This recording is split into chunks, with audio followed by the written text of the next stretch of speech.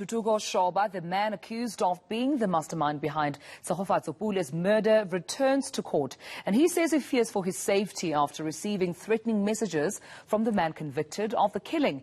Now, he's meant to be transferred to Johannesburg prison, but wants to remain at the Krugersdorp Correctional Facility. But for more on this, our reporter eNCA's Lindelo Masekane joins me now from the Roodepoort Magistrates Court, where he will be appearing. Good morning to you, Slee. What are some of the details and updates coming from court today? Good morning, Tumale. Yes, we are outside the Roodepoort Magistrates Court this morning, where we are expecting the alleged mastermind behind the death of Tshegofatso Pule to once again make his way to the court. A few weeks ago, he made an application again after his bail was denied for a second time. And during that denial of the bail, the state said that it was ready to proceed with the trial and that it was waiting for Ntuthuko Shoba to be transferred to the cells in Johannesburg so that it would make it easier for him to be able to appear at the South Gauteng High Court for his trial that's actually expected to start this coming Friday. Now, since then, Ntuthuko Shoba has once again made an application to the court here in Roodepoort to say that he is fearing for his life.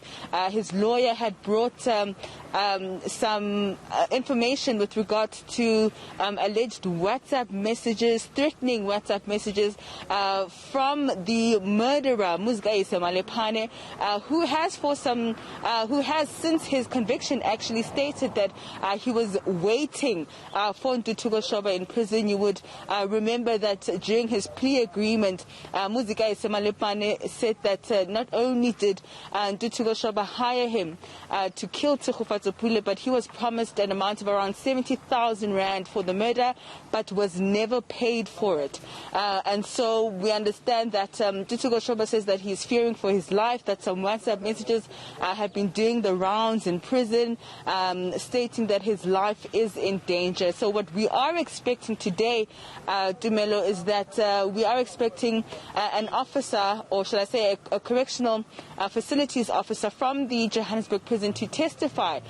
The state is bringing that particular official to the court to testify on whether Ntuthuko Shoba's safety will be guaranteed in the Johannesburg prison cells. What we do understand is that there's a possibility that he actually will be kept in his own cell to guarantee that safety. And on that note, Slee, what time can we expect the proceedings to begin? We are looking at around 9 a.m. this morning. The court might be dealing with some other matters first before proceeding with this one.